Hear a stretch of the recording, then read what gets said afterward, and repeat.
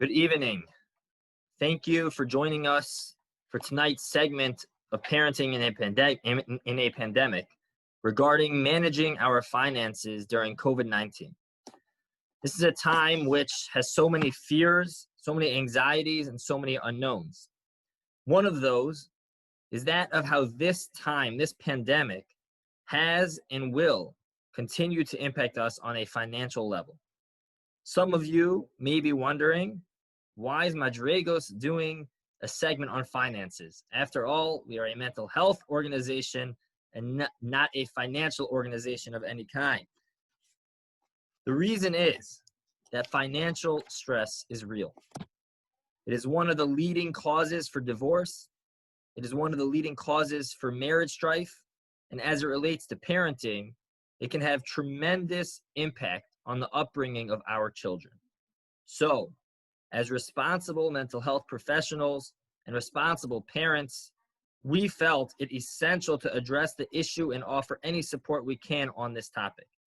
When things are unstable, we feel frightened, anxious, and stressed, and that is why we felt a need to address the topic. Our hope tonight is to leave you with some practical tips and understandings to help ease your anxieties and better cope with your stress. As we like to say in the psych field, sometimes you have to name it to tame it. Simply by identifying the stress and feelings that come as a result of financial insecurity may be the first step to working through it. When considering who to address the topic, we decided to choose one of our very own, Mr. Randy Cohn. Randy is a native of Charleston, South Carolina, and after a number of moves, finally settled and moved back here to Chicago with his family in 2012 and has been here since. As a financial advisor with IHT Wealth Management, outside of COVID, Randy maintains offices in both Charleston, South Carolina, and Skokie. During COVID, he maintains an office in his home. Randy works with individuals and small businesses in financial planning and cash management processes. His financial advisory includes basic budgeting and managing home finance all the way to corporate finance, retirement, and education planning. Randy has been working to help people on all levels of the financial plan since 1993. He's also been teaching introduction to the stock market at Hillel Torah, Ari Crown, and Fastman Yeshiva High School. On a personal note, my family and I moved here to serve as the assistant rabbi as well as working at Madraigos, assistant rabbi at Kins this past summer. And in doing so, we immediately got the opportunity to get to know Randy, Robin, and the boys very quickly. And we thank them for their warmth and kindness to our family. In fact, if it weren't for COVID, they were going to host us for our very first Pesach Seder here in Chicago. It's such a pleasure to be sharing the screen with Randy. While tonight's platform will be Randy speaking and fielding questions, I encourage all listeners to use the Q&A feature at the bottom of the screen, and you can do so anonymously at any time. You have the option to address questions regarding this topic related to directly to Randy, or if for any reason you would like to ask a question as it relates to the realm of mental health as it connects to finances, I would be happy to take those questions as well. It is now my pleasure to turn over the screen to Randy. Good evening. Thank you, Rabbi. Thank you very much for having me. I am honored to participate in such a program like this. So I want to start with just a few ideas and thoughts about this topic, then of course open it up for questions.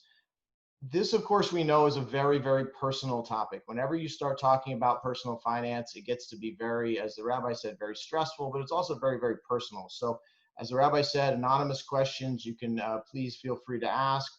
If the questions get to be a little bit more on the personal note, I will push those off and ask that you contact my Madraigos staff, and certainly if appropriate, I'm happy to speak with you another time. The topics we're going to talk about are relatively simple, but they're not easy. In fact, they're not easy at all. And as we've been sitting in our homes for the past 3 months, what is normal seems strange, and what is strange seems normal. And that's just upside down. And so that goes with savings and spending too.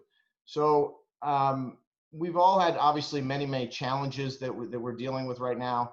financial challenges are something that obviously I'd like to talk about a little bit tonight. And here are just a few practical tips, and then we'll get on to your questions. First and most importantly, have a plan with your money. Now that is normally done with a budget, but really it's more than that. It's just literally knowing what you're going to do with your money, when you're going to do it, and how you're going to do it. We have to know what, and we probably try to teach this to ourselves as well as our children on a regular basis, what we want and what we need. I find that I've been teaching that for much longer than I've been in the financial profession, but if not teaching it, certainly learning it. But the wants and needs are a big thing, and then that's of course a very tough thing, and especially when you're just one click away from that next Amazon package ending up on your front steps. It's very, very important. And so the idea is get a budget, get a plan, stick with it. Now, it's never going to stay the same. And that's, again, very, very important to recognize, is that there's always going to be something that's happening to change that. But always remember, you've got to stick to a plan. That plan can change slightly here and there, but you do need to stick to that plan. The next thing I'll say is that cash is king. I received question after question about this over the last couple of months, and I maintain that with the world right now in so many unknowns, the one thing that we can do is be a little bit more conservative with our cash. And so what I would say is that if the question is do we keep a little bit more cash than usual, I would say yes, you really should, because you just don't know what's gonna come up. And sometimes that means making some of those tough decisions of what bills do I pay now, what bills do I pay later, when do I pay those? Those are obviously much beyond the scope of what we're talking about tonight, but those are tough questions. But hold more cash than usual. It goes especially if you have very specific unknowns in your life, specifically if it comes to employment, your employment that's unknown. If you're concerned about that, yes, you should definitely hoard cash. Communicate. Now, this is something on the mental health side, of course, I'm sure that the rabbi would agree is something we should always do with everyone. But specifically on the financial side, communicate with your creditors, communicate with your credit card companies, communicate with your landlord, communicate with your mortgage company. There's a lot of things that can be done. You'd be surprised right now. We're in a world where we're all in this together. This is the first time historically that the entire world is dealing with similar problems as we go along with this. And it is something that you'd be surprised that credit card companies, creditors alike, they just want to know that you're not forgetting them and not forgetting that you owe them money. They're not going to say, okay, forget it, stop, don't worry about paying us, but they'll work with you. And again, I would tell you, communicate with them. If you're going to be late for any reason, let them know you're going to be late. Usually they will make a notation on your account and you'll be okay. Finally, before I pass this back, watch out for scams. This is the craziest time that you really are seeing the dregs of humanity come out, and you see the idea that anyone who's willing to really prey on people in this kind of time is sad, but it's happening. So when you get that phone call, when you get that email, when you get that actual mail, and it looks and seems too good to be true, we're all looking for a lifeline right now. Don't take that lifeline. If it looks too good to be true, it probably is. Be very, very careful. Do not give out your personal information. Again, these are simple things. They're not easy to do because we're in tough, stressful times. So again, I'll just reiterate the fact, please recognize you're in a boat that's full. We're all in the same boat with this one. We're all dealing with very, very tough financial conditions. And these are very personal, especially in communities like ours where your friends and family are very, very close. And as soon as you bring up personal finance, no one wants to talk about anything. So I applaud Madraigos for bringing this to the forefront. I hope that I could be an extra voice in the room tonight, maybe answer a couple of questions. Again, the key is that this is something that it doesn't fix itself. It does have to be, you do have to put some time into it. And that is really the big key. So with that, I'll pass it back to the rabbi and any other questions that we have from there. Thank you so much. So we do have a number of questions, and anyone who does have questions as we go, feel free to ask anonymously as well. First question, that we have is, should I change my retirement plan contributions? Right. So this is another one of the questions I get on a very often, I get very often. And so what I would tell you again, this just depends on where your cash flow is. So I would tell you that retirement plan contributions I maintain are, I'm torn on this one, because the idea is that this is where it comes to sort of that, we know biblically we talk about planting the tree, right? And that's really where it's, depending on how old you are, that's really what you have. You have that idea of putting that retirement plan contribution to work today, that maybe 5, 10, 15, 20 years or longer from now, it will pay back significantly. But you also have to be able to do what you need to do today. And again, bringing it back to holistic, you need to be able to avoid that stress. So the answer I would tell you is, don't stress too much about backing that off a little bit. Don't forget about the fact that you did that, so that when we're done with this and you can go back to it, you do increase it again. But I would not hesitate to lower your retirement plan contributions if you need that extra cash flow to make things a little bit easier, if not a little bit more comfortable. Thank you. What about opening 0% credit cards? The 0% credit card benefit / trap. So I am all for 0% credit cards if they're used wisely, if they're used responsibly. And that is really as simple as it gets. 0% credit cards, note very, very clearly, they don't stay 0% forever. And usually when they're done with 0%, they're in the 20+% interest rate environment. So if you are going to use 0% credit cards, be very, very careful. And most importantly, again, going back to item number one, it all comes back to item number one, plan for it. If you're going to use it, don't just use it because you want to, buy that pool for the backyard, right? As many of us are thinking about doing in this time where, camps are not in session. What do we do with our kids? Don't just do that. But if you are going to do that, make sure you have the idea. A lot of companies aren't doing installment plans like they used to. You used to be able to buy that pool and pay it off over 5 months. If you can do that with a 0% credit card, you can do it at 0%, and you're still going to make those 5 monthly payments, then you've done your own installment payment. And so again, there's a lot of other factors that play in. There's factors with your credit score and with your credit as a whole. I'm not against 0% credit cards. I'm against irresponsible use of 0% credit cards. And I think that's really the biggest key. And so make sure you have a plan with it if you choose it. Okay. So for some of us already hold multiple jobs, but not all of us. If we don't, or even if we do, should we take on a second or third or fourth job at this time? So that's obviously, I'd actually pose that back to you from a psychological standpoint, but I will tell you that there's a continual reading that I'm doing, and one of the things they talk about is what they call the side hustle, and that's really what it is. And so there's nothing wrong with doing that. There's a lot that can be done. I spoke with a client of mine in Virginia just this week who asked me, she said, if you know anyone who's looking for a remote, administrative person, this is, a single mother and she's looking to add some extra income. There's nothing wrong with doing that if it can fit into everything else you do. This is probably the most amazing time to be able to set up a side hustle. If you'll allow me to use that term. It's not my term. But it is something, there's nothing wrong with doing it as long as it fits in your lifestyle. I think that there's a lot that can be done. Everything from, we're in the world of, where you could do Uber driving, you could do Instacart shopping, you can do things that if you're comfortable with the safety measures in them, you can do them. But you can also do other things. There are virtual assistant positions that can be done online. So much is being done online right now. So I'm not at all against picking up another job.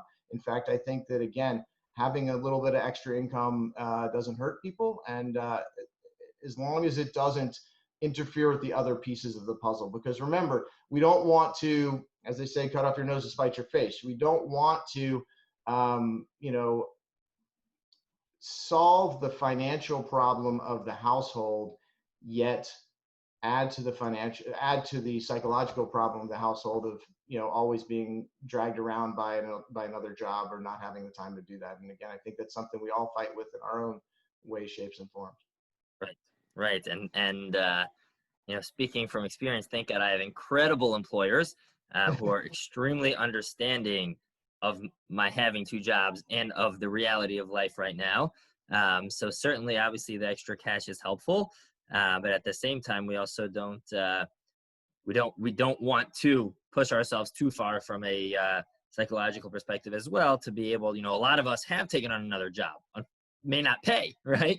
But Right. but the job of being a full-time parent, especially now that schools are over, so especially those with, I speak for myself, with young children, right? So that already is a job. So obviously, if we can handle more? It sounds like from your advice, it's a great thing to do. But I would just caution, like you said, from spreading ourselves too thin as well. The next question relates to our cell phone and cable. Are those things that we should be thinking about cutting out at this point? So that I'm going to answer from a purely financial I was gonna perspective. say, from a financial that's perspective. a, that's that's thin ice you got going on beyond that. So I won't go into that anything about the holistic view of cell phones and cable. But I think again this goes back to the comment I made earlier about wants and needs. It just depends on where you are in your cash flow, where you are in your finances.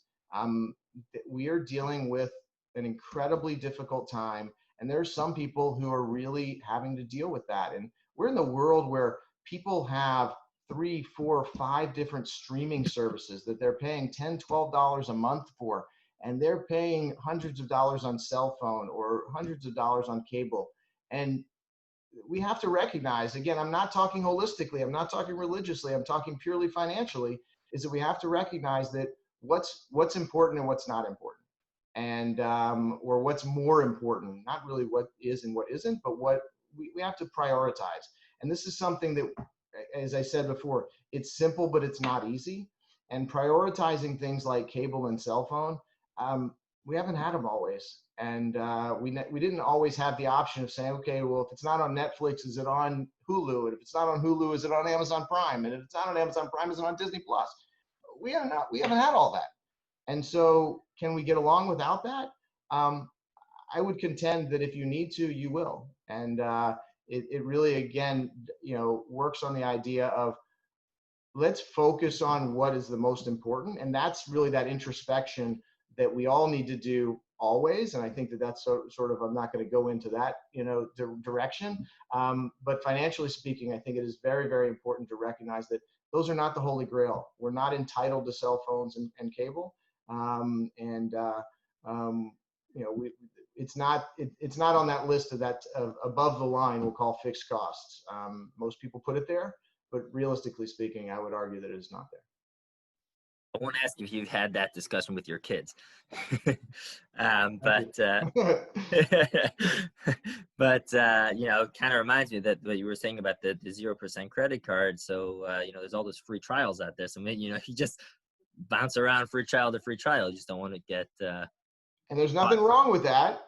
It's until you cancel forget to cancel it. Right. Exactly. And I mean, there's a story that goes back into the 90s that Sears, the department store, Sears used to have one of the best credit cards for Sears when people actually shopped at Sears. But they had one of the easiest credit cards to get. And it was a very, very good card with high limits. But as soon as you missed one day of one payment, the interest rate charges were out of this world. And so they made a lot of money doing it. And they took a lot of people to the cleaners, but until people finally learned that that's just not one of the cards you play with. Right. Oh, important point. I also refer everyone back to last week's discussion, again, from a psychological perspective, the importance maybe of some of these things, cell phones and cables, during this time of COVID especially, but also some of the risks, not just financial risks, but other risks which are out there in terms of internet usage and safety, which again, recording can be found from last week's fantastic panel as well. if I may plug that. The next question is crucial. Giving school just ended, you know, many camps are not happening.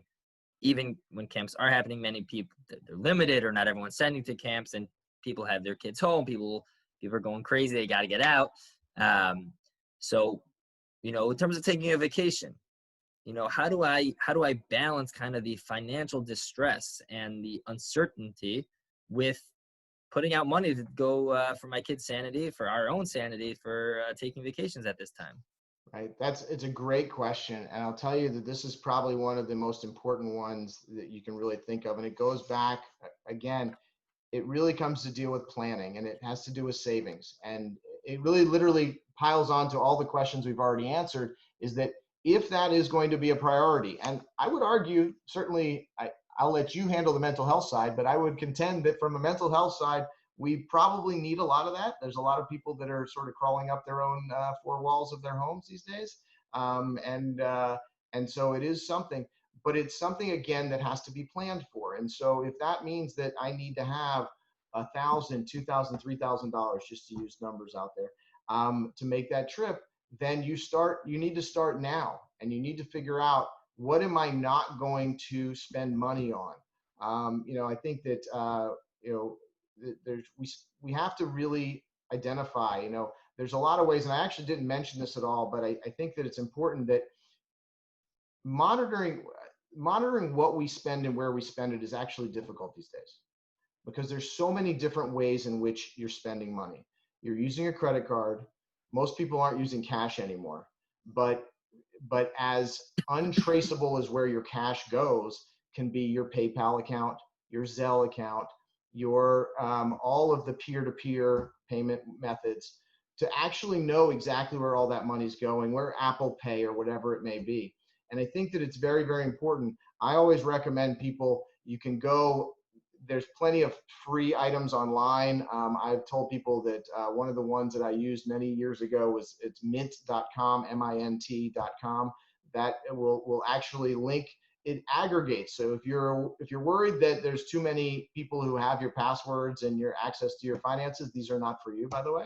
But any aggregator of your assets, Quicken is my favorite, because Quicken actually does some of the best reporting for you, from a, not necessarily from, I mean, also from a business standpoint, but even from a personal finance standpoint, monitoring where your money goes. If you're still writing checks, or even if you don't write checks, but you get your bank statement, whether online or on hard copy, note where your money's going every month. And literally, if you don't give your money a direction, it will find its own way.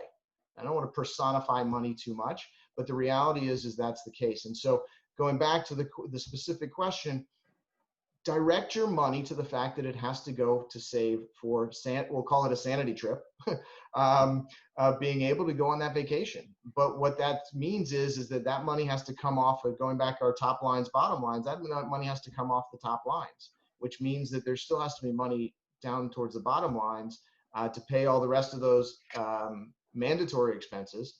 And then the question is, what does that mean? We don't eat out as much this month, or we have to be a little bit more careful of what we buy in the grocery stores. You know, so I mean, statistics are incredible. Statistics tell us that I was reading a U.S.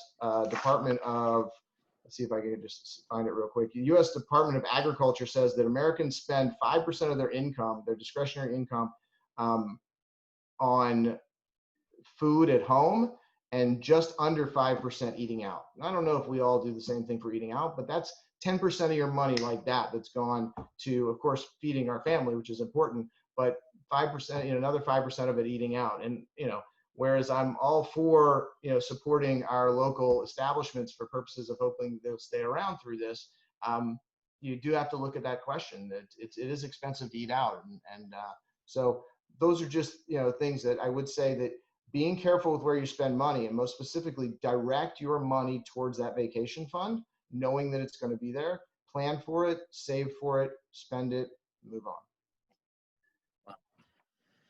Yeah, and you even answered the next question, which was in regards to supporting our local restaurants and eating out, and clearly giving your advocate for supporting all of these these restaurants and whatnot. But to keep that in mind. Any other comments on that? No, I do. Look, from the bottom of my heart, I come from Charleston, South Carolina, where over the years that I lived there, there was one kosher restaurant that came and went. St. Louis, so we're in the same boat.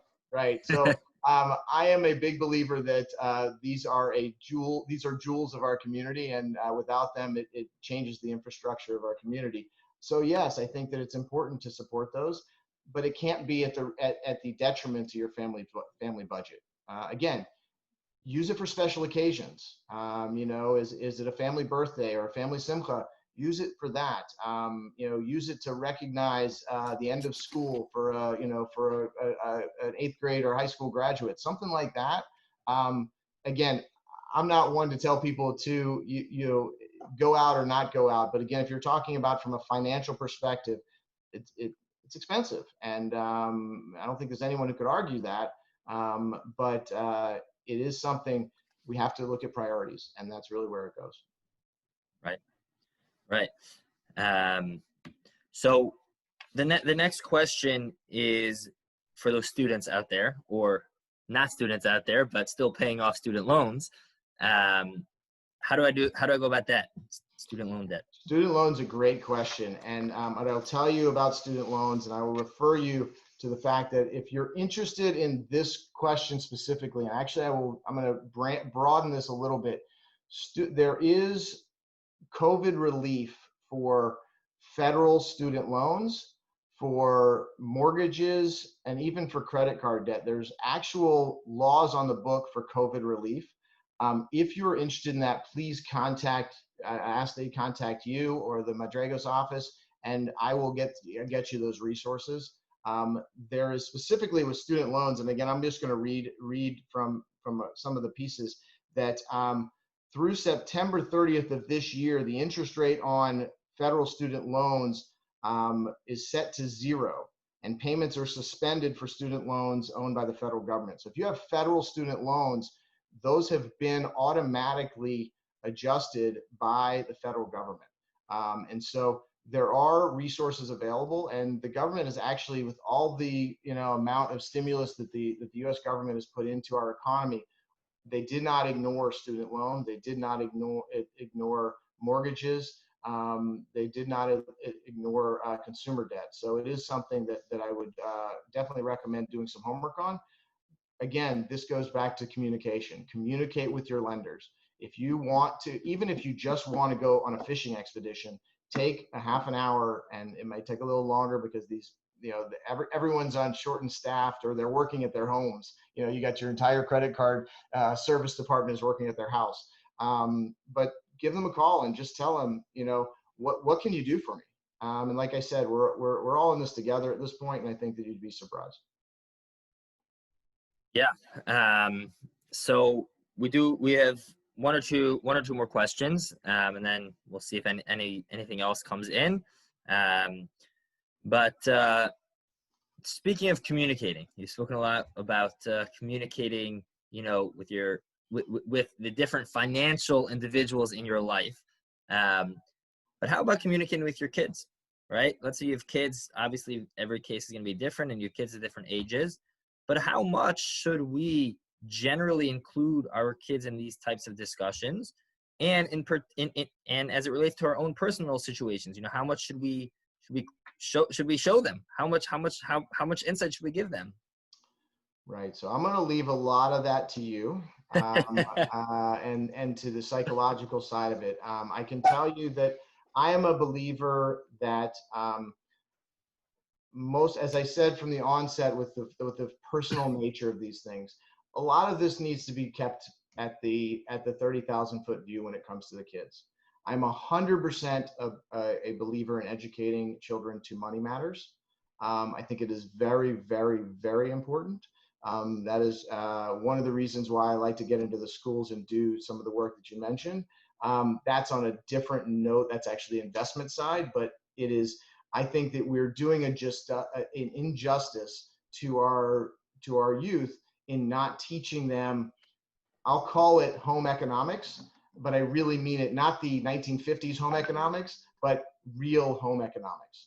And really the idea of what are we doing when it comes to tzedakah? What are we doing when it comes to making sure that, and it goes with the idea, it goes back to the whole mission of Madraigos, I imagine, is, as you mentioned from the onset about parenting and the likes of that, teaching our children the differences between the wants and the needs. And those are conversations that I think can be had without going into the detail of, we're really having to make some tough decisions in our household. That's a conversation that a 10-year-old doesn't need to have. Maybe an 18-year-old can have that with you. But like you said, depending on your ages, but I don't think it's ever a bad time to teach a child the difference between, you know what, you don't need every toy. You don't need everything that comes in, and you don't need every want and desire. And I think that it is a piece of this that can and must be taught by the parents to the students now, to the children now, that money, we always say, money doesn't grow on trees. Well, it doesn't. And children a lot of times don't get it. And most people think that, all of the things that we have, they all sit in the back of an Amazon box, an Amazon truck with our name on it. And all we have to do is click a button and it shows up, right? I mean, I'm entitled to it, right? I'm entitled to this puzzle or this toy or this video game, and we're not. And I think that that's very, very important. So the idea of how much to talk to children about, I think that we should talk to children about money. I think that it needs to be the right method. I do not believe that financial stress, I think that sharing financial stress with anyone outside of, again, I'm a believer that that really shouldn't go outside of the immediate core family of the spouse. Very insightful. Just a story that pops into my head in regards to, my kids are obviously very, very young. My eldest is 4, so obviously he certainly doesn't get it. But just to, I guess, illustrate the point, sometimes I'll take him with me to the ATM, to get money to pay our babysitter. And he'll make comments sometimes about like, oh, going to the bank to get money, just like not obviously doesn't understand where it's coming from, but I don't know that only 4-year-olds feel that way. Which is an important point, I think. And I think just from the mental health perspective, we've spoken a lot in a lot of these different sessions in this series, that so much of all these topics, whether it's money, whether it's internet, technology, all of these different aspects of our relationships with our kids and our discussions with the kids, that the most important is communication with them, but communication in the context of a greater relationship, right? If every conversation we have with our child is, you can't have that, you can't have that, you can't have that, and we never take the time, certainly to explain it, but we never, but we don't invest. Speaking of investing, right? Not financially, but we don't invest in the relationship of our children, then it's going to become something which is tremendously stressful and challenging for them to comprehend.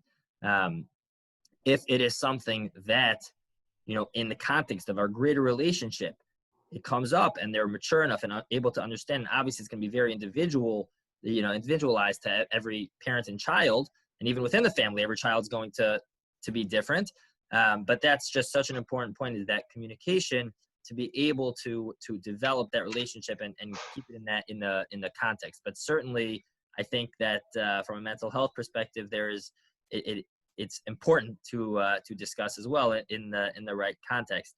I just one more question that came up.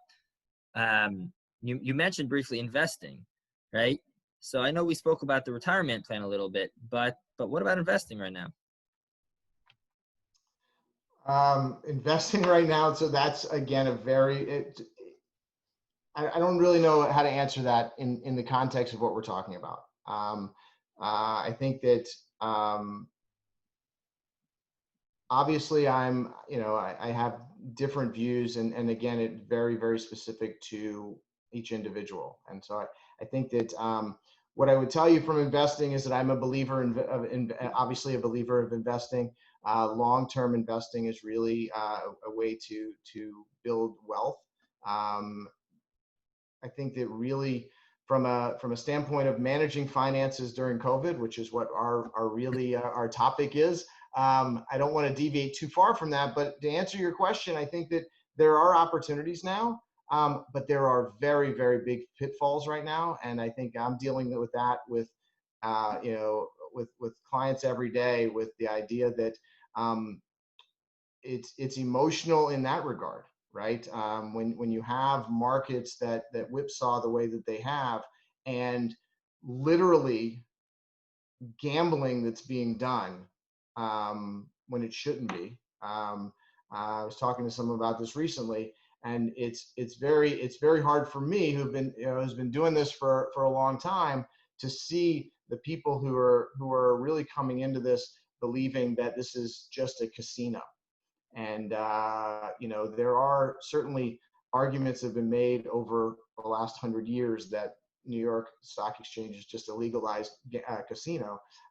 But realistically speaking, this is serious stuff. I said everything we've spoken about tonight is really not the idea that you have that extra money to invest. But if you do, and if again it can be planned for, I'm a big believer that setting aside money for education planning, for retirement planning, for those vacations, whether it be in the next 6 months, 12 months, 12 years, that investing is a great way to do that.